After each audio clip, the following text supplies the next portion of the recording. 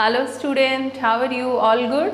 तो बच्चों, हम लोग प्रीवियस ईयर के क्वेश्चन पेपर सॉल्व कर रहे थे फॉर नीट, और इसमें मैंने 32 ईयर्स के क्वेश्चन आप लोगों को सॉल्व कराने चैप्टर वाइज। और इसमें चैप्टर जो हम लोग का स्टार्ट हुआ है बच्चों, वो है पी ब्लॉक एलिमेंट का, जिसका मैं फर्स्ट वीडियो आप लोग के लिए ऑलरेडी अपलोड कर चुकी हूँ। और आज के वीडियो में भी मैं पी ब्लॉक एलिमेंट के ही कुछ क्वेश्चन कराऊंगी, क्योंकि बहुत सारे क्वेश्चन हैं, तो एक ही वीडियो में अगर मैं बना दूंगी तो आप लोग आधा पढ़ोगे आधा सो जाओगे। इसलिए छोटे छोटे वीडियो में ही मैं आप लोगों के इसके सोल्यूशन दूंगी। ओके, तो नीट के बच्चे रेडी हैं? क्वेश्चन स्टार्ट करते हैं हम लोग बिना टाइम वेस्ट किए। ओके, चलिए। तो बच्चों चलिए देखते हैं हम लोग आज की सीरीज का सबसे फर्स्ट क्वेश्चन है, when copper is heated with concentrated nitric acid it produce. तो कॉपर को अगर हम नाइट्रिक एसिड के साथ हीट करवाते हैं तो आपको रिएक्शन पता होनी चाहिए कि कॉपर जब भी नाइट्रिक एसिड के साथ हीट करेगा तो कॉपर नाइट्रेट तो बनाएगा, लेकिन उसके साथ क्या बनाएगा, कौन सा ऑक्साइड बनाएगा नाइट्रोजन का? तो ना तो वो NO2 तो नहीं बनाता है, हाँ NO2 बनाता है, N2O नहीं बनाता है, NO2 बनाता है, और इसके साथ वाटर, NO भी नहीं। मतलब ये तीन ऑप्शन तो बिल्कुल भी रॉन्ग है, जो हमारा सी ऑप्शन है वही करेक्ट है। चलिए इसको हम लोग देख भी लेते हैं रिएक्शन में।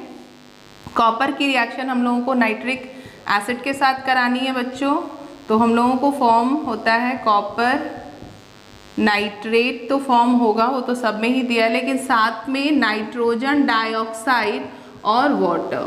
ठीक है, अब इसको हम लोग जल्दी से क्या कर लेते हैं, बैलेंस कर लेते हैं। तो हमारा नाइट्रोजन यहाँ पर 2 है, ऑक्सीजन बैलेंस नहीं होगा, तो इसको मैं 4 कर देती हूँ। ठीक है, यहाँ पे 2 कर दो, ऑक्सीजन 2 2 जो 4 5 6।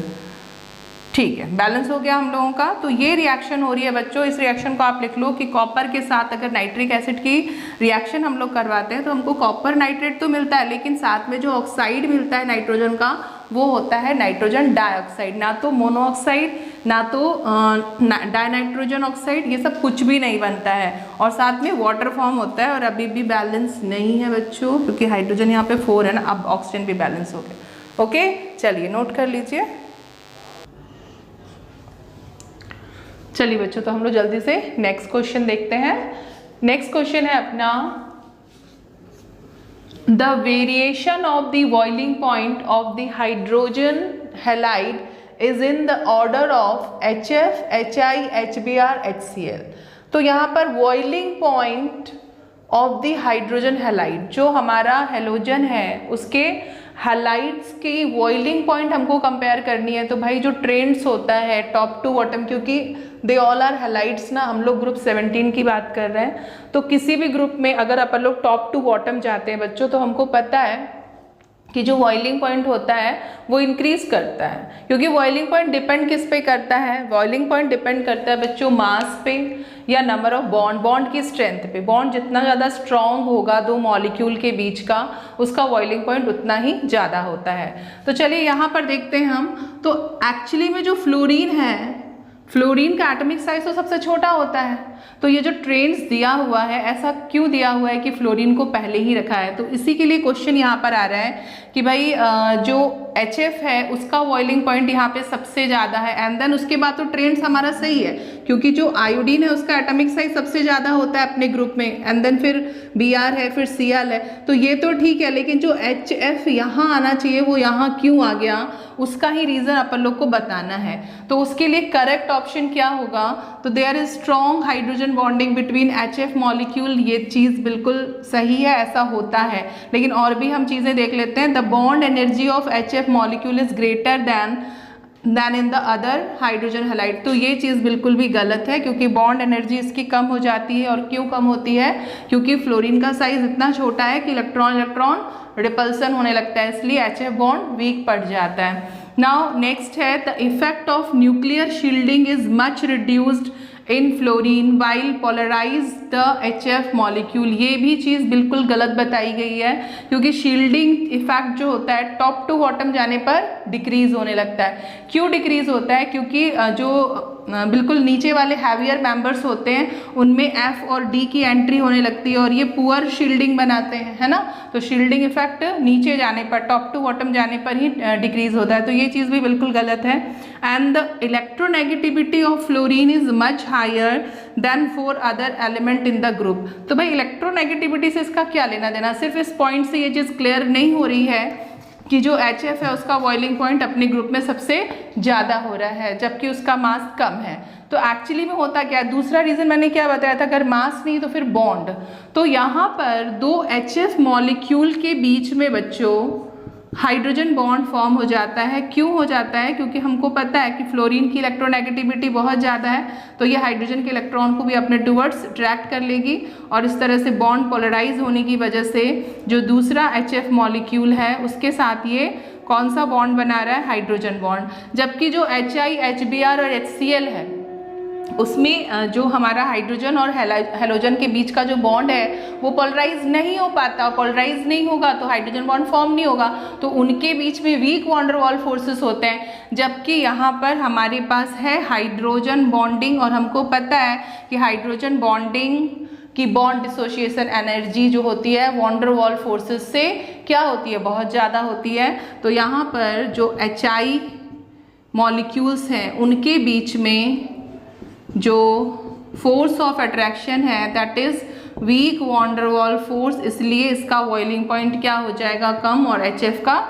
सबसे ज़्यादा होगा। तो रीज़न है H बॉन्ड का प्रेजेंट होना मीन्स हाइड्रोजन बॉन्ड। तो the correct option is a, there is strong hydrogen bonding between HF molecule, ये रीज़न है बच्चों। ओके, चलिए नोट करिए। तो चलिए बच्चों हम लोग नेक्स्ट क्वेश्चन देखते हैं। Which of the statement given below is incorrect? तो इनमें से कौन सा ऐसा स्टेटमेंट है जो कि इनकरेक्ट है, याद रखना इनकरेक्ट, करेक्ट नहीं, यहीं पर आप लोग रॉन्ग कर देते हो तो वो रॉन्ग नहीं करना है। ऑलमोस्ट ज़्यादा क्वेश्चन मैंने देखे हैं उसमें इनकरेक्ट ही पूछता है या फॉल्स ही पूछता है, ट्रू नहीं पूछता है, करेक्ट नहीं पूछता है। तो चलिए देखते हैं। O3 मॉलिक्यूल इज बेंट, तो भाई O3 तो मॉलिक्यूल हमारा बेंट ही होता है कुछ इस तरह से, तो ये तो भाई सही है, इसको मैं टिक नहीं करूँगी क्योंकि टिक उसको करना है जो रॉन्ग है। इसके बाद ONF is iso electronic with O2N negative, तो चलिए कर लेते हैं। 8, 7 और ये 9, 24 हो गया। इसके लिए भी 8 × 2 16 हो गया एंड 7 + 1 मतलब ये 8 हो गया पूरा, तो यहाँ पर भी 24 मीन्स बोथ आर सेम, तो ये भी हमारा करेक्ट है। इसके बाद OF2 is an oxide of fluorine, no no no, it is not correct, क्योंकि देखिए फ्लोरीन की इलेक्ट्रोनेगेटिविटी बहुत ज़्यादा होती है, तो ये ऑक्साइड ऑफ फ्लोरीन नहीं है, ये फ्लोराइड ऑफ ऑक्सीजन है। ओके, तो ये स्टेटमेंट ही रॉन्ग दिया हुआ है इसमें। चलिए इसको भी देख लेते हैं हम लोग। Cl2O7 is an anhydride of perchloric acid, तो परक्लोरिक एसिड क्या होता है बच्चों, तो एक्चुअली में परक्लोरिक एसिड होता है अपना HClO4,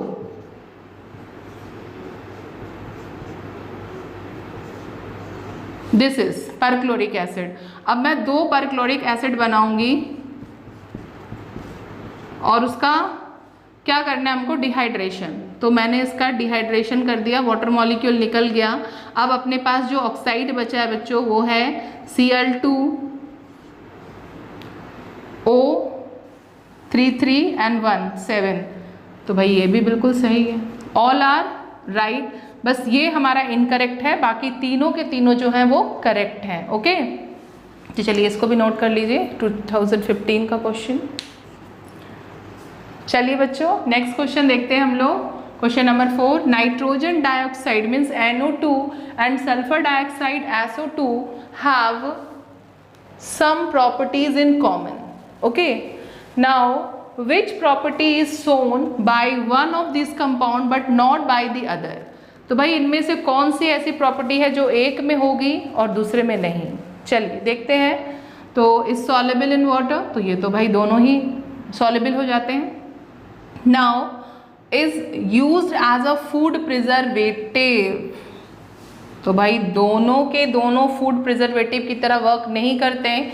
इसमें से जो हमारा NO2 है वो फूड प्रिजर्वेटिव के फॉर्म में यूज़ नहीं किया जा सकता है। ओके, नाउ थर्ड हम लोग देख लेते हैं, फॉर्म्स एसिड रेन, तो भाई दोनों ही करते हैं।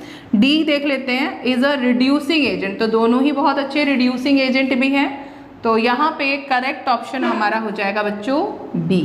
ओके, चलिए नोट कर लीजिए।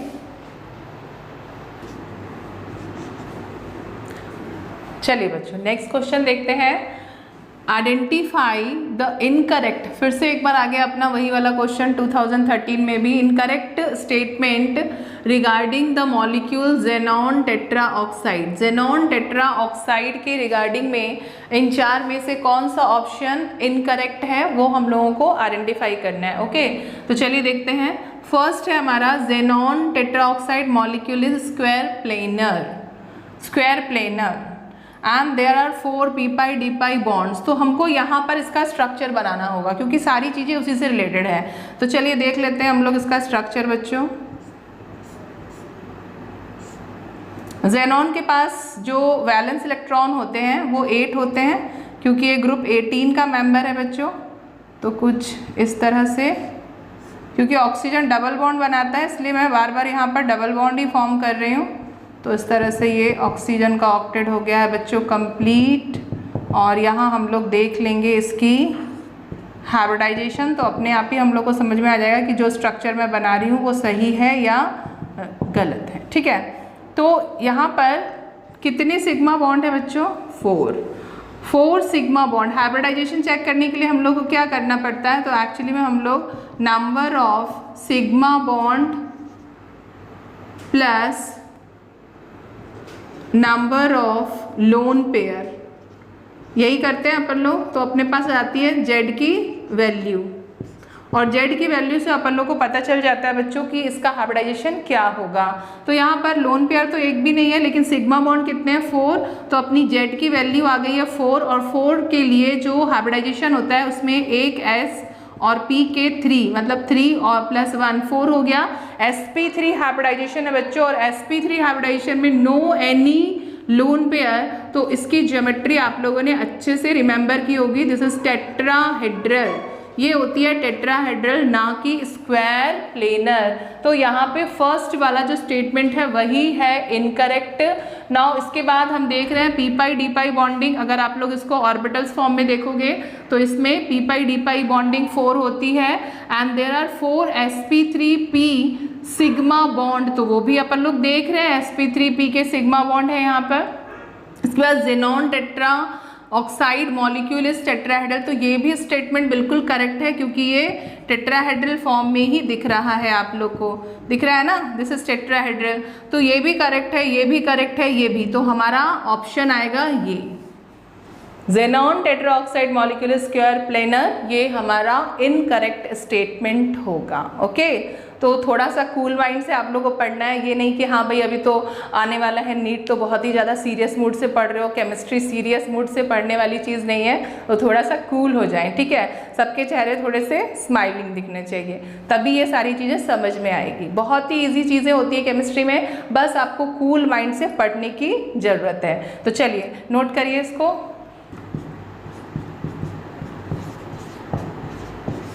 तो बच्चों ये क्वेश्चन आया हुआ है हम लोग का नीट 2012 में, और क्या क्वेश्चन है चलिए देखते हैं। In which of the following compounds nitrogen exhibit highest oxidation state.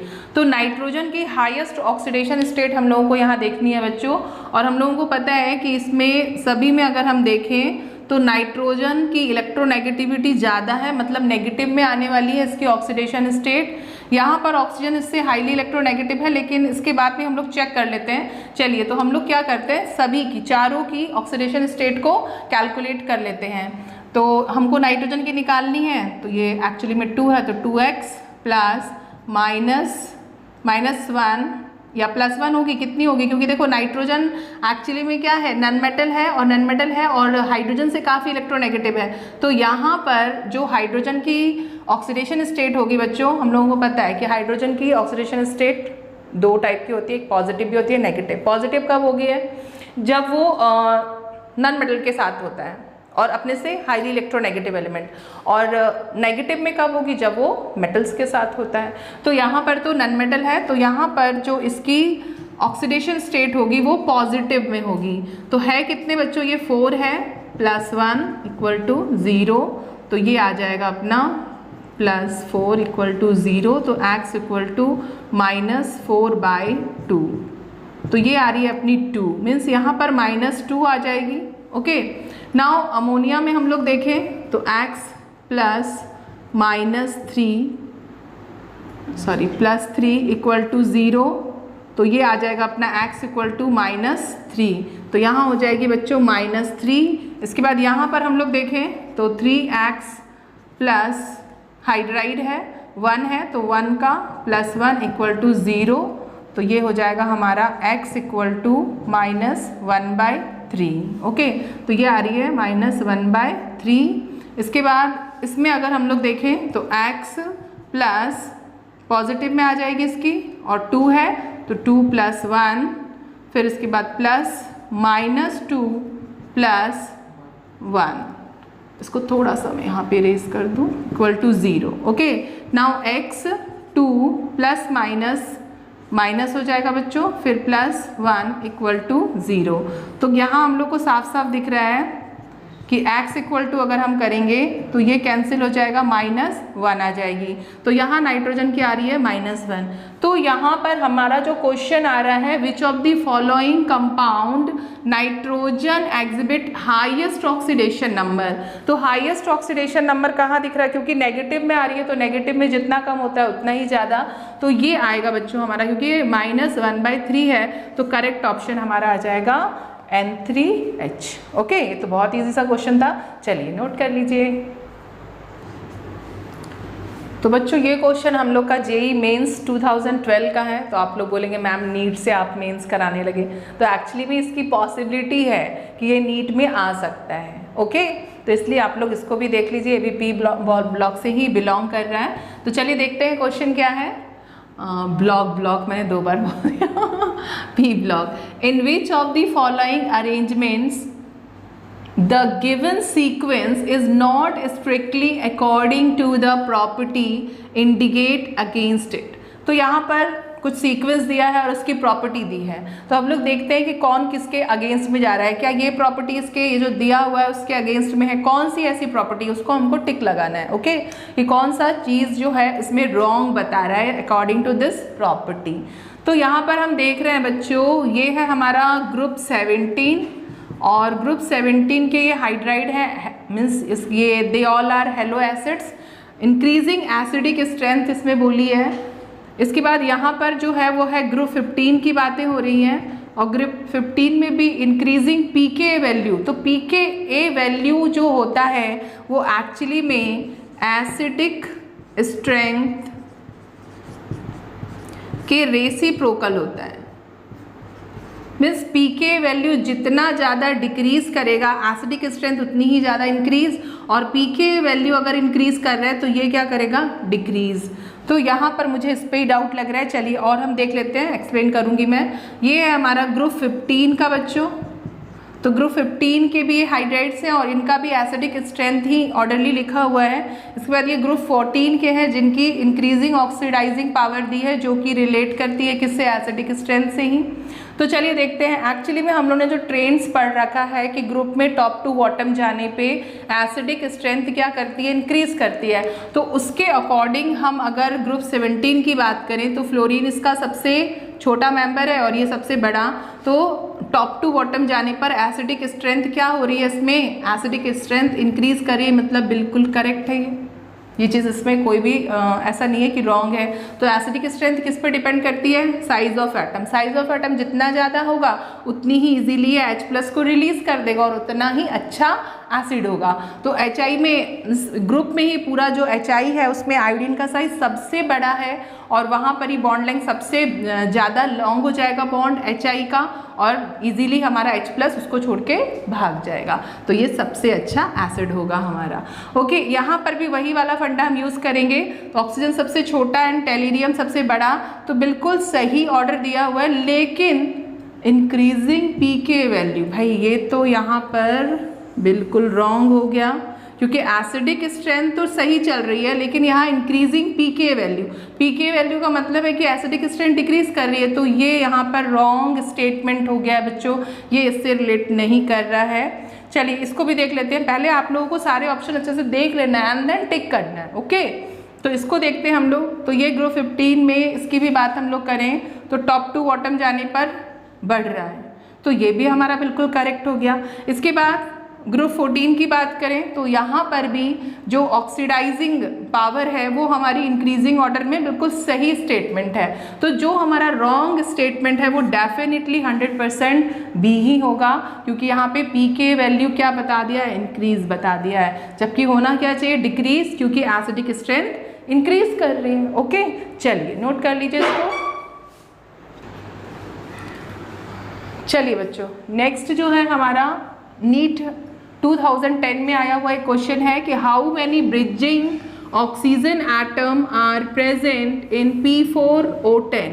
तो P4O10 जो है एक्चुअली में डाइमर है बच्चों फॉस्फोरस पेंटा ऑक्साइड का। तो हम क्या करते हैं, जल्दी से इसका स्ट्रक्चर बना लेते हैं, तो आपको उसमें ब्रिजिंग ऑक्सीजन समझ में आ जाएगा कि कहाँ कहाँ पर हमको ब्रिजिंग ऑक्सीजन एटम्स मिल रहे हैं। तो सबसे पहले आपको क्या करना है, कुछ इस तरह से बना लेने हैं।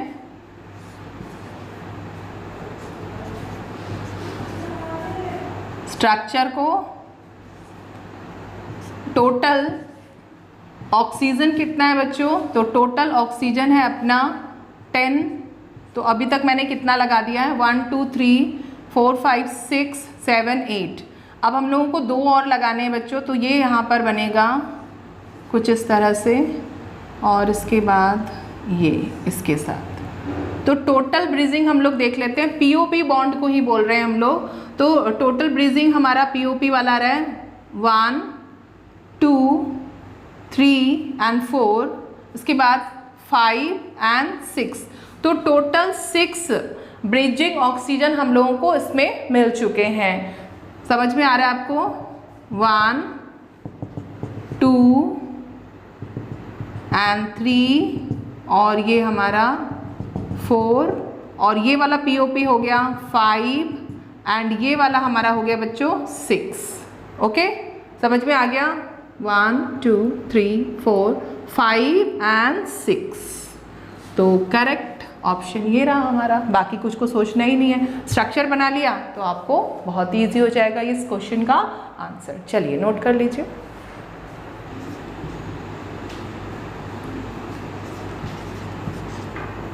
तो बच्चों ये क्वेश्चन है हम लोग का नीट 2008 में आया हुआ। चलिए देखते हैं क्या पूछा है इसमें। The angular shape of ozone molecule O3 consist of. तो हमको पता है कि ओजोन का जो मॉलिक्यूल होता है वो एंगुलर होता है उसका शेप, और उसमें कितने सिग्मा और कितने पाई बॉन्ड ये पूछा गया है। तो चलिए हम लोग क्या करते हैं, सबसे पहले बना लेते हैं उसको, है ना। तो इस तरह से एक डबल बॉन्ड और एक कोऑर्डिनेट बॉन्ड होता है बच्चों O3 का। अब इसमें जब भी डबल बॉन्ड है तो शेयरिंग करेगा ऑक्सीजन, और यहाँ पर सिंगल बॉन्ड है मीन्स कोऑर्डिनेट है तो ये शेयरिंग नहीं करेगा। इसके टोटल एटम्स को हम लोग क्रॉस से दिखाती हूँ मैं, ठीक है। ये इस वाले ऑक्सीजन को हम लोग क्रॉस से। चलिए सभी का ऑक्टेट कंप्लीट। अब हम लोग को पता लगाना है कितने सिग्मा और कितने पाई।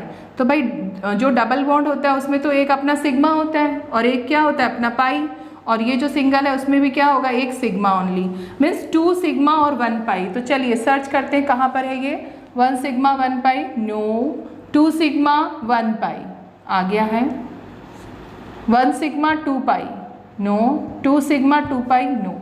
तो करेक्ट ऑप्शन इज बी। तो आप स्ट्रक्चर बनाओगे तो इजीली आपको इस तरह के क्वेश्चंस बन जाएंगे। ओके, चलिए। ओह माय गॉड, इतना बड़ा क्वेश्चन लिखते लिखते दिमाग खराब हो गया। 2006 में क्वेश्चन आया है, इतना सारा पढ़ने में भी आपको टाइम लग जाएगा, वहाँ बनाने में तो फटाफट से पढ़ना और समझना है। The electronegativity difference between nitrogen and fluorine is greater than that of between nitrogen and hydrogen, yet the dipole moment of ammonia is 1.5 d is larger than the NF3 0.5 2d। तो भाई ऐसा क्यों हो गया? फ्लोरीन की तो electronegativity काफ़ी ज़्यादा होती है, तो उसका डायपोल मोमेंट तो according to hydrogen means NH3 और NF3 में NF3 का ज़्यादा होना चाहिए। तो चलिए हम लोग इसका स्ट्रक्चर देखते हैं कि क्या है ऐसा कि जो NF3 है जिसमें फ्लोरीन हाईली इलेक्ट्रोनेगेटिव है, इसके बाद भी उसका डायपोल मोमेंट कैसा आ रहा है? कम आ रहा है। तो मैं सबसे पहले NH3 का बना लेती हूँ।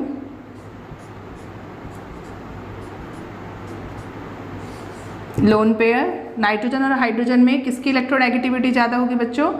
नाइट्रोजन की। तो कुछ इस तरह से बनेगा, इस तरह से ये अट्रैक्ट हो जाएंगे और ये लोन पेयर है तो लोन पेयर अपने टूवर्ड्स इसको अट्रैक्ट करेगा। तो सारे के सारे एक डायरेक्शन में जा रहे हैं। अब हम लोग NF3 की बात कर लें तो NF3 में भी बॉन्ड इसी तरह से रहेंगे, उसके पास भी एक लोन पेयर है और लोन पेयर है तो कुछ इस तरह से इसका डायपोल मोमेंट हम शो करेंगे, डायरेक्शन इस तरह से जाएगा अपवर्ड। लेकिन हाँ, यहाँ पे देखिए क्या हो रहा है कि फ्लोरीन और नाइट्रोजन में फ्लोरीन की तो काफ़ी ज़्यादा है इलेक्ट्रोनेगेटिविटी, तो डायरेक्शन यहाँ पर हो जाएगा, इलेक्ट्रॉन जो पेयर हैं वो कुछ इस तरफ शिफ्ट हो जाएंगे। ये सारे के सारे इस तरह शिफ्ट हो रहे हैं, तो चलिए ठीक है, एक ही डायरेक्शन में शिफ्ट हो रहे हैं। लेकिन हुआ क्या है बच्चों इन दोनों में कि आप लोग देख रहे हो कि सारे के सारे एक डायरेक्शन में जा रहे हैं, लेकिन यहाँ पे जो लोन पेयर है ना, कुछ जो है वो पार्ट को कैंसिल कर रहा है क्योंकि इसका डायरेक्शन ऑपोजिट हो जा रहा है, ये अपवर्ड जा रहा है जबकि सारे के सारे कहाँ जा रहे हैं? डाउनवर्ड। तो ड्यू टू दिस ये जो ऑपोजिट डायरेक्शन में हमारा गया है ना, क्या क्या गया है हमारा? एटॉमिक डायपोल और जो बॉन्ड डायपोल है वो ऑपोजिट डायरेक्शन में गया। दैट्स वाई जो इसका डायपोल मोमेंट है वो NH3 के कंपैरिजन में क्या हो गया? कम हो गया। वाइल द इलेक्ट्रोनेगेटिविटी डिफरेंस बहुत ज़्यादा है, it is a higher electronegative than hydrogen. इसके बाद भी तो चलिए देखते हैं हम लोग यहाँ पे ऑप्शन क्या क्या दिए हुए हैं। In ammonia the atomic dipole and bond dipole are in the opposite direction whereas in NF3 these are in the same direction। तो भाई यहाँ पर दिया है कि अमोनिया का atomic dipole and bond dipole are in the opposite direction, तो बिल्कुल गलत बात है, ऐसा बिल्कुल भी नहीं हुआ है। नेक्स्ट देखते हैं, in ammonia as well as NF3 are atomic dipole and bond dipole are in the same, ये भी बिल्कुल नहीं हुआ है। देख रहे हैं आप लोग, in ammonia the atomic dipole and bond dipole are in the same direction whereas in NF3 there are in the opposite, ये चीज़ बिल्कुल सही है, यही मुझे लग रहा है करेक्ट ऑप्शन। चलिए इसको भी रीड कर लेते हैं क्योंकि चारों को अच्छे से केयरफुली रीड करना है एंड देन उसके बाद ही आपको 100% श्योर होने के बाद ही टिक आउट करना है। तो in ammonia as well as NH3 the atomic dipole and bond dipole are in opposite direction, no, ये भी इनकरेक्ट है। तो हमारे पास जो करेक्ट ऑप्शन आया है बच्चों वो C आया है कि क्यों ऐसा हो गया, क्यों इसका हमारा 0.2d आ रहा है डायपोल मोमेंट, जबकि जो अमोनिया है उसका 1.5d आ रहा है। तो रीज़न आई थिंक कि आपको समझ में आ गया होगा, ड्यू टू ऑपोजिट। यहाँ पर जो लोन पेयर है और बॉन्ड पेयर है उनके बीच का, जैसे मैं बोलूँ कि बॉन्ड डायपोल और जो एटॉमिक डायपोल है वो उसमें ऑपोजिट जा रहा है लेकिन इसमें सेम डायरेक्शन, दैट्स वाई इसका डायपोल मोमेंट कम हो गया और इसका ज़्यादा। चलिए नोट करिए। तो बच्चों ये दोनों ही क्वेश्चन नीट 2006 में पूछे गए हैं। चलिए देख लेते हैं इसको क्या क्या है। तो क्वेश्चन नंबर 12 है, which are the following orders is not in accordance with the property stated against it. Okay, तो कौन सी प्रॉपर्टीज़ के अगेंस्ट जा रही है, चलिए देख लेते हैं इस प्रॉपर्टी के अगेंस्ट में। तो F2Cl2Br2 ये सारे में बॉन्ड डिसोशिएशन एनर्जी को मैच करना है। तो भाई यही ऑर्डर तो बिल्कुल रॉन्ग है क्योंकि इसके पहले भी हम लोग एक क्वेश्चन कर चुके हैं। मैंने बताया था कि F2 में FF की जो बॉन्ड डिसोशिएशन एनर्जी होती है वो कम हो जाती है क्योंकि इसके पास डी सब सेल नहीं होता और डी सब सेल होने की वजह से इसका साइज़ काफ़ी छोटा है, इलेक्ट्रॉन डेंसिटी इंक्रीज कर रही थी और रिपल्सन बहुत ज़्यादा, और रिपल्सन ज़्यादा हो रहा था तो बॉन्ड इजीली ब्रेक हो रहा था। तो इसका ऑर्डर एक्चुअली में क्या हो रहा था, Cl2, फिर इसके बाद था Br2 एंड देन F2। क्योंकि एक्चुअली में होता क्या है बच्चों कि टॉप टू बॉटम जाने पर जो बॉन्ड डिसोशिएशन एनर्जी है वो क्या होती है, डिक्रीज होती है, लेकिन इसके केस में ऐसा नहीं हो रहा है। इसके केस में F2 में इतना ज़्यादा मतलब इलेक्ट्रॉन इलेक्ट्रॉन रिपल्सन देखा जाता है कि इसका बॉन्ड जो है वो Br के मतलब आयोडीन के जस्ट पहले हम बोल सकते हैं कि हाँ उससे थोड़ा ज़्यादा एनर्जी लगती है, अदरवाइज ये बिल्कुल भी लास्ट पे चला जाता है, क्योंकि आयोडीन जो है वो बहुत ज़्यादा मासी है। तो फिर ये ऑर्डर हमारा करेक्ट ऑर्डर होगा, ठीक है। तो अकॉर्डिंग टू ऑर्डर हम देखें तो F2Q यहाँ आ गया due to small size, due to electron electron electron electron repulsion बहुत ज़्यादा है। क्यों है इलेक्ट्रॉन रिपल्सन? क्योंकि इस पर डी सब शेल नहीं है, ये आप लोगों को ध्यान में रखना होगा। ओके, तो इस क्वेश्चन का मेरे को लगता है कि ए वाला ही इसमें ऑड लग रहा है, अगेंस्ट में जा रहा है। बाकी तो मैं देख रही हूँ इसमें कि ऑक्सीडाइजिंग पावर, तो भाई सबसे ज़्यादा ऑक्सीडाइजिंग पावर F2 का होता है, तो ये ऑर्डर बिल्कुल भी करेक्ट है बच्चों। इसके बाद एसिडिक प्रॉपर्टी, तो एसिडिक प्रॉपर्टी ग्रुप में टॉप टू बॉटम जाने पर क्या होती है? इंक्रीज होती है, क्योंकि H+ इजीली बाहर निकल जाता है, आयोडीन का साइज इंक्रीज है, मतलब ये ऑर्डर भी बिल्कुल करेक्ट है। इसके बाद है इलेक्ट्रोनेगेटिविटी, तो इलेक्ट्रोनेगेटिविटी तो मैं ये मास्टर है ना, पूरे पीरियोडिक टेबल में फ्लोरीन की इलेक्ट्रोनेगेटिविटी सबसे हाईएस्ट होती है और टॉप टू बॉटम जाने पर इलेक्ट्रोनेगेटिविटी डिक्रीज होती है। तो what is electronegativity? Electron pair को अपने टूवर्ड्स अट्रैक्ट करने की पावर, तो वो जितना एटम का साइज छोटा होता है उतना ही ज़्यादा उसमें होता है, means atomic size reciprocal electronegativity. तो फिर ये ऑर्डर भी बिल्कुल भी करेक्ट। तो ये तीनों ही चीज़ें बिल्कुल भी करेक्ट हैं, लेकिन ये जो हमारा चल रहा है ना अकॉर्डिंग टू दिस ऑर्डर, तो ये बिल्कुल भी गड़बड़ हो चुका है, क्योंकि करेक्ट ऑर्डर इज दिस। तो आप लोग इसको नोट कर लीजिए। और इसके बाद नेक्स्ट भी मैं बता देती हूँ आप लोगों को। नेक्स्ट क्या है? In which of the following molecules all the bonds are not equal? तो हमारे पास NF3 है, ClF3 है, मीन सारे के सारे ऑल आर ट्राईफ्लोराइड। तो ट्राईफ्लोराइड में कौन सा ऐसा मॉलिक्यूल है जिसके तीनों बॉन्ड जो है वो इक्वल नहीं है? ओके, तो चलिए हम लोग देखते हैं बच्चों। तो पहले मैं NF3 की बात कर लूँ। नाइट्रोजन के पास 5 इलेक्ट्रॉन्स होते हैं, लुईस डॉट बना लेते हैं इसका। यहाँ पे थोड़ा सा आप लोगों को ध्यान रखना है हाइब्रिडाइजेशन का। सिग्मा बॉन्ड और लोन पेयर, इन दोनों को ऐड करते हैं हम लोग। हाइब्रिडाइजेशन निकालना मैंने क्या बताया था? Number of lone pair plus number of bond pair, means sigma bond जिसको हम बोलते हैं, सिग्मा बॉन्ड पेयर में सिग्मा बॉन्ड। ओके, तो नंबर ऑफ सिग्मा बॉन्ड अपने 3 है बच्चों, लोन पेयर कितना है 1, तो टोटल Z की वैल्यू आ रही है 4 और 4 है, तो ये sp3 टेट्राहेड्रल होना चाहिए, बट टेट्राहेड्रल नहीं होगा due to presence of 1 lone pair, तो ये हो जाता है अपना पिरामिडल। ओके, तो ये तो क्लियर हो गया। नाउ ClF3 की बात करें तो Cl कहाँ पे जा रहा है? ये इंटर हेलोजन कंपाउंड है, ये हमारा ग्रुप 17, तो इसके पास टोटल जो इलेक्ट्रॉन्स होंगे बच्चों वो 7 होंगे, कुछ इस तरह से। तो इसकी जो ज्योमेट्री होगी कुछ इस तरह से। क्यों होगी? क्योंकि देखो इसके पास 2 तो लोन पेयर बच जाएंगे और बाकी 3 सिग्मा, तो 2 लोन पेयर होगा और कितने सिग्मा जा रहे हैं? 3, तो 3 और 2 क्या? Z की वैल्यू क्या आ रही है? 5, मीन्स इसमें sp3d की बात हो रही है। और sp3d क्या होता है? अपना ट्राइगोनल बाय पिरामिडल। ये सब आप लोग अच्छे से रिमेंबर कर लेना है। ओके, तो मैं यहाँ पे उसी के फॉर्म में इसको बनाऊंगी। दिस इज F और ये अपने लोन पेयर। तो यहाँ पे हम लोगों ने sp3 आप लोगों ने पढ़ा होगा PCl5 का स्ट्रक्चर, ट्राइगोनल बाय पिरामिडल। तो यहाँ तो ट्राइगोनल बाय पिरामिडल नहीं है, क्योंकि ये जो दोनों लोन पेयर हैं वो उसकी ज्योमेट्री को डिस्टॉर्ट कर रहे हैं। शेप में हमारी ये दिखाई नहीं देंगे, ज्योमेट्री में तो ट्राइगोनल बाय पिरामिडल है, लेकिन शेप कैसा हो जाएगा? T shaped.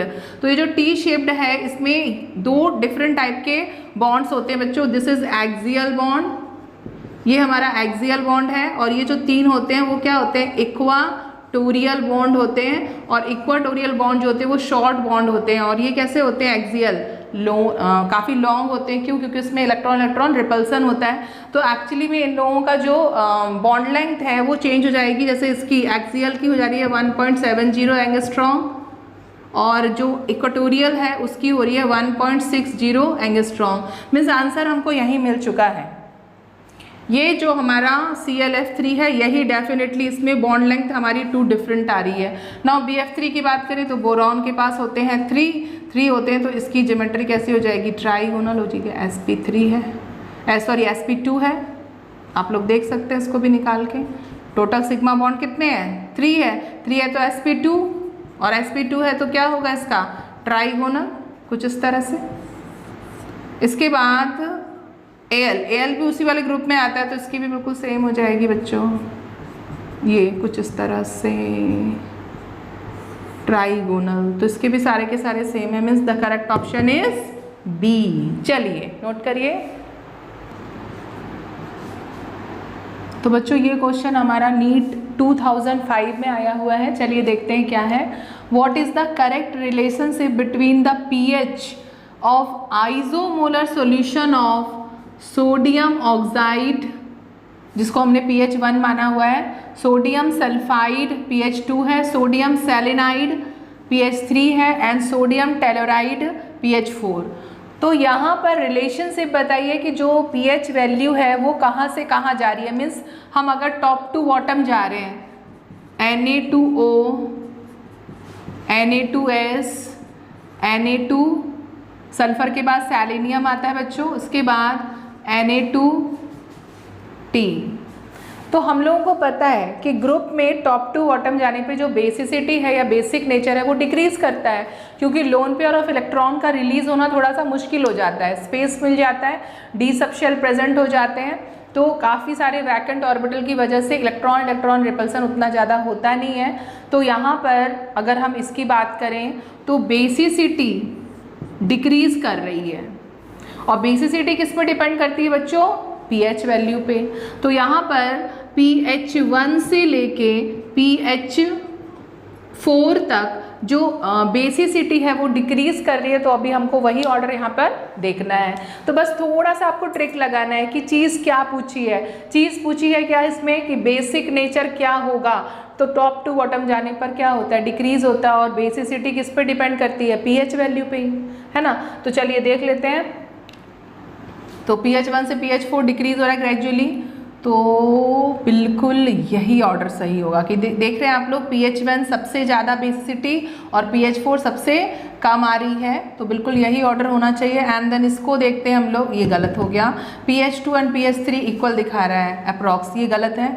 फिर pH 1 डिक्रीज कर गया, pH 2 ज़्यादा, ये भी हमारा गलत है, बिल्कुल गलत है, ये बिल्कुल ऑर्डर ही रॉन्ग बता रहे हैं। फिर pH 1 pH 2 pH, यहाँ पर भी देखो आप लोग सेम हो गया। तो ये तीनों BCD तीनों के तीनों रॉन्ग हो चुके हैं, और हमारा option A is a correct option of this question. चलिए नोट करिए। तो चलिए बच्चों, यहाँ पे मैंने 2 क्वेश्चन दे दिए हैं, दोनों ही ये नीट 2005 में पूछे गए हैं। क्या है question number 15? Which one of the following oxide is expected to exhibit paramagnetic behaviour. तो आपको पैरामैग्नेटिक बिहेवियर पता होना चाहिए। डायमैग्नेटिक एंड पैरामैग्नेटिक क्या होता है? पैरामैग्नेटिक जिसमें सिंगल इलेक्ट्रॉन प्रेजेंट हो, जितने ज़्यादा सिंगल इलेक्ट्रॉन मॉलिक्यूल में प्रेजेंट होंगे उसका पैरामैग्नेटिक बिहेवियर उतना ही ज़्यादा इंक्रीज करेगा। और अगर ऑल आर पेयर्ड, सारे के सारे पेयर्ड हैं, तो वो डायमैग्नेटिक है, पैरामैग्नेटिक नहीं है। और आपको ये भी पता होना चाहिए कि पैरामैग्नेटिक क्या होते हैं? जो मैग्नेट के टूवर्ड्स अट्रैक्ट हो, डायमैग्नेटिक जो अट्रैक्ट नहीं होते हैं। तो अभी हमको इन सारे जो 4 मॉलिक्यूल्स हैं इनमें पता लगाना है कि किसके पास सिंगल भी मिल जाए, एक भी अगर अनपेयर्ड इलेक्ट्रॉन है तो वो पैरामैग्नेटिक होगा। तो चलिए फटाफट से हम लोग इसके स्ट्रक्चर बना लेते हैं। कार्बन ग्रुप नंबर 14, तो बैलेंस इलेक्ट्रॉन कितने होंगे बच्चों? 4। ये आ गया अपना CO2 का लुईस डॉट। उसके बाद Si2, तो भाई सिलिकॉन भी तो उसी फैमिली का है, ग्रुप नंबर 14 का ही है, तो उसके साथ भी बिल्कुल यही 4 बैलेंस इलेक्ट्रॉन होंगे। तो कुछ इस तरह का होगा इसका भी। इसके बाद बारी आती है SO2 की बच्चों। तो SO2 में सल्फर ग्रुप नंबर 16 का है, 16 का है, तो इसके पास एक लोन पेयर आ जाएगा और बाकी 2 ये कुछ इस तरह का।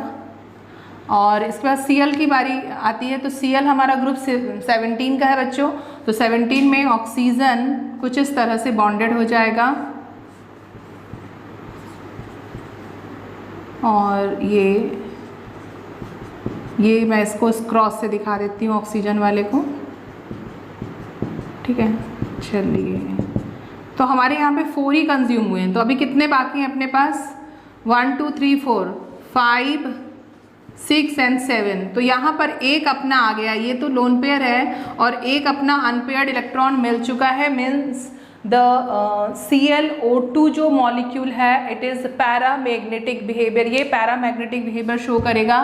तो हमारा the right answer is D, ClO2। तो आपको स्ट्रक्चर बना के देख लेना है, आपको बहुत ईजीली समझ में आ जाएगा कि कौन सा इसमें से पैरामैग्नेटिक बिहेवियर है, क्योंकि बाकी सभी में अगर आप लोग देखो तो दे ऑल आर डायामैग्नेटिक। देख रहे हैं आप लोग, ये सारे के सारे पेयर्ड हैं, सारे पेयर्ड, ऑल आर पेयर्ड। जल्दी से मैं बता देती हूँ इसको, आप देखो ऑल आर पेयर्ड, पेयर्ड यहाँ पर भी जो होंगे पेयर्ड पेयर्ड, मैं सारे के सारे यहाँ बता देती हूँ, पेयर्ड 6 होते हैं ना इसके पास, ये सारे के सारे पेयर्ड। यहाँ पर भी देखो ये भी पेयर्ड है, ये भी पेयर्ड है, ये भी पेयर्ड, सारे पेयर्ड में है, पेयरिंग है, ये भी पेयर्ड। लेकिन एक ये जो है ये हमारा सिंगल इलेक्ट्रॉन है जो कि अनपेयर्ड इलेक्ट्रॉन है, और इसी की वजह से ये हो जाएगा हमारा पैरामैग्नेटिक। ओके, तो चलिए इसको नोट करिए, फिर मैं इसको इरेज करूँगी। चलिए नोट कर लिया सबने, इरेज भी कर दिया है मैंने। चलिए नेक्स्ट क्वेश्चन क्या है बच्चों कि विच of the following would have a permanent dipole moment. तो इसमें से कौन सा ऐसा मॉलिक्यूल है जिसमें परमानेंट डाइपोल मोमेंट होगा। तो यहाँ पर भी हम लोगों को स्ट्रक्चर बनाने होंगे, तो जल्दी से बना लेते हैं। फिर से ये ग्रुप 14 का मेंबर आ गया बच्चों, तो ग्रुप 14 का टेट्राहेड्रल शेप, ये कुछ इस तरह से, ये सारे के सारे एक दूसरे को कैंसिल कर रहे हैं। यहाँ पर जो म्यू का वैल्यू होगा बच्चों वो 0 हो जाएगा। इसके बाद SF4 की बारी आती है, तो SF4 में भी अगर हम देखें तो सल्फ़र के पास कितने होते हैं, 6 होते हैं, और 6 हैं, तो इसमें क्या हो जाएगा हमारा SF4 का अगर हम बनाएं तो कुछ इस तरह से ये बन जाएगा। सल्फ़र है 6, तो ट्राइगोनल बायपिरामिडल। नाउ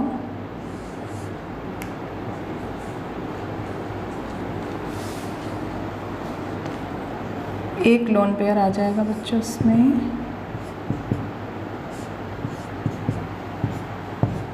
क्योंकि अगर आप लोग इसका हाइब्रिडाइजेशन देखोगे तो दिस इज सिग्मा बॉन्ड 4 है और ये 1,5, तो यहाँ पर ये जो इसकी ज्योमेट्री जाती है वो ट्राइगोनल बायपिरामिडल जाती है, तो कुछ इस तरह से ये रहेगा। और जो इसका डायरेक्शन होगा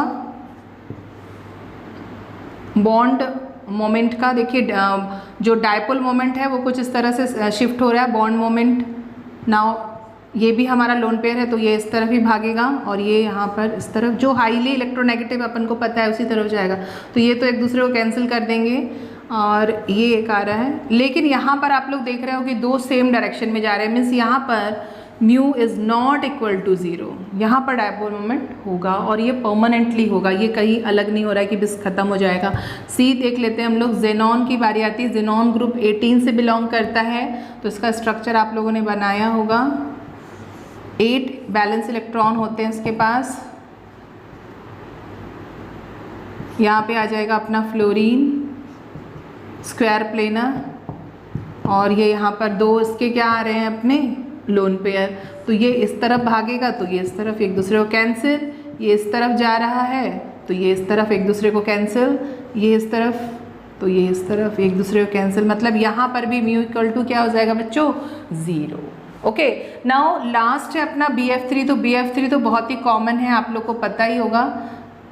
बोरॉन ग्रुप 13 का मेंबर है और यहाँ पर इसका जो डाइपोल मोमेंट है वो 0 हो जाता है, यहाँ पर भी म्यू 0 है, means the right answer is B। Okay, तो स्ट्रक्चर बनाने पे आप लोग को बिल्कुल भी क्रिस्टल क्लियर हो जाएगा कि कौन सा ऑप्शन इसमें करेक्ट है। चलिए नोट करिए। तो चलिए बच्चों स्टार्ट करते हैं 1999 से 1997 तक। सबसे फर्स्ट क्वेश्चन हमारा 2000 का है, ठीक है, फिर 99, 97 के 2 हैं। 2000 में क्या पूछा गया बच्चों, question number 17, which of the following phosphorus is the most reactive. तो सबसे ज़्यादा मोस्ट रिएक्टिव, ये सारे के सारे ना एलोट्रॉप्स हैं, जो फॉस्फोरस है उसके बहुत सारे एलोट्रॉप्स हैं, ब्लैक भी है जो यहाँ नहीं दिया हुआ है। तो उसमें सबसे ज़्यादा हाईली रिएक्टिव, एक्चुअली में तो फॉस्फोरस वैसे ही बहुत हाईली रिएक्टिव होता है। क्यों होता है? क्योंकि आप लोगों ने उसका स्ट्रक्चर देखा होगा, ये टेट्राहेड्रल होता है, लेकिन इसमें जो बॉन्ड एंगल होता है वो 60 डिग्री का होता है। मतलब बहुत ही ज़्यादा एंगुलर स्ट्रेन होने की वजह से ये बॉन्ड जो है वो रूम टेम्परेचर पर ही ब्रेक हो जाता है और ये P2O5 में चेंज हो जाता है और इटसेल्फ ही बर्न करने लगता है। लेकिन सबसे पहले कौन बर्न करेगा? तो वो आप लोगों को रट्टा मारना है, वाइट फॉस्फोरस। क्यों? क्योंकि इसका जो इग्निशन टेम्परेचर होता है, व्हाट इज इग्निशन, जो टेम्परेचर होता है बच्चों वो सबसे कम होता है। सारे जितने भी एलोट्रॉप्स हैं उसमें वाइट फॉस्फोरस का इग्निशन टेम्परेचर कम होने की वजह से ये हाईली रिएक्टिव हो जाता है। ओके, नाउ नेक्स्ट क्वेश्चन हम लोग देखते हैं जो कि 1999 में पूछा गया है। विच of the following oxide is most acidic? तो ये सारे के सारे ग्रुप 15 के मेंबर हैं, nitrogen, phosphorus, arsenic and antimony, और ये सारे ऑक्साइड हैं। तो हमको पता है कि जो भी एलिमेंट के ऑक्साइड्स होते हैं उनका एसिडिक बिहेवियर या एसिडिक नेचर जो होता है टॉप टू बॉटम जाने पर क्या होता है? डिक्रीज करता है। जो सबसे हाईली इलेक्ट्रोनेगेटिव एलिमेंट वाला ऑक्साइड होता है वो सबसे ज़्यादा कैसा होगा? एसिडिक। तो यहाँ पे ढूंढ लो वही वाला, सबसे छोटा भाई कौन है? नाइट्रोजन। मतलब the correct option is N2। इसके अलावा मैंने एक बार और बताया था आप लोग को एसिडिक देखना है अगर सेम एलिमेंट में आ गया। जैसे नाइट्रोजन के ही बहुत सारे एसिड्स हैं, जैसे कि आ गया आपका NO2 या फिर आ गया N2O या NO। तो अब इसमें करना है तो मैंने क्या बताया था? सेंट्रल एटम की क्या देखनी है आप लोग को? Oxidation state. जितनी ज़्यादा उसकी ऑक्सीडेशन स्टेट होगी वो उतना ही एसिडिक नेचर का होगा। लेकिन यहाँ पे तो डिफरेंट है, तो हम ग्रुप वाइज जाएंगे ट्रेंड्स में, और सबसे छोटा हमारा नाइट्रोजन है तो उसका ही एसिडिक स्ट्रेंथ जो है वो ज़्यादा होगी। नाउ अब आते हैं 1997 के क्वेश्चन में। Which of the following is the highest dipole moment? तो हाइएस्ट डायपोल मोमेंट देखना है। They all are belong to same family. तो अभी क्या करना होगा भाई? सभी के स्ट्रक्चर सेम है, तो हम यहाँ पर देखेंगे कि सबसे ज़्यादा इलेक्ट्रोनेगेटिव एलिमेंट वाला हाइड्राइड कौन है। जिसकी इलेक्ट्रोनेगेटिविटी ज़्यादा होती है वही सबसे ज़्यादा उसका डायपोल मोमेंट होगा। तो यहाँ पर भी सबसे छुटका कौन है? अपना नाइट्रोजन है, तो नाइट्रोजन की होगी, मतलब option c is a correct. Okay, now the next है, ये भी हमारा आया है 1997 में। The structural formula of hypophosphorous acid. तो हाइपोफॉस्फोरस एसिड का फॉर्मूला आपको पता होना चाहिए। H3PO2 होता है ना। इसके बाद जो पायरो होता है या फॉस्फोरिक होता है H3PO, 3PO4, ये तो परऑक्सी, ये तो हो ही नहीं सकता। यहाँ पे आप लोग पहले ही देख रहे हो, ये तो परऑक्सी वाला एसिड है, ये तो होगा ही नहीं। तो H3PO2 कहाँ है? ये तो नहीं है, ये है, तो c option is a correct. Okay, तो मैं यहाँ लिख देती हूँ। ये आप लोगों को रट्टा मारना है सारा, ये सब रटने वाले हैं कि क्या इसका मॉलिक्यूलर फॉर्मूला, कि उसमें कोई ट्रिक नहीं है भाई, रटने की ट्रिक आपकी होनी चाहिए बस। आज इतना ही करते हैं बच्चों, क्योंकि आज फिर बज चुके हैं 12 और अभी हमारे क्वेश्चन हुए 20। मतलब नेक्स्ट वीडियो में मुझे लेकर आना होगा। एक्चुअली में एक्सप्लेनेशन बहुत ज़रूरी है, सिर्फ क्वेश्चन और आंसर बता देने से तो काम नहीं होगा, वो तो आप अपने बुक से भी कर सकते हो। तो मुझे यहाँ पर इसको अच्छे से एक्सप्लेन करना है ताकि आप इस वीडियो को जब 1 से 2 बार सुनो तो आपको क्वेश्चन भी याद हो जाए और उसको आंसर किस तरह से आपको सॉल्व करना है, सोल्यूशन भी आपको अच्छे से पता चल जाए। ओके, तो मेरी कोशिश यही रहती है कि आपको सारे जो आंसर्स हैं या सारे सॉल्यूशंस हैं वो बिल्कुल क्रिस्टल क्लियर हो जाए और बहुत ही अच्छे से आपको आ जाए दिमाग में। तो आज का वीडियो हम लोग यहीं रोकते हैं, नेक्स्ट वीडियो में फिर मिलते हैं बच्चों। तब तक के लिए नीट के बच्चे ऑल द बेस्ट।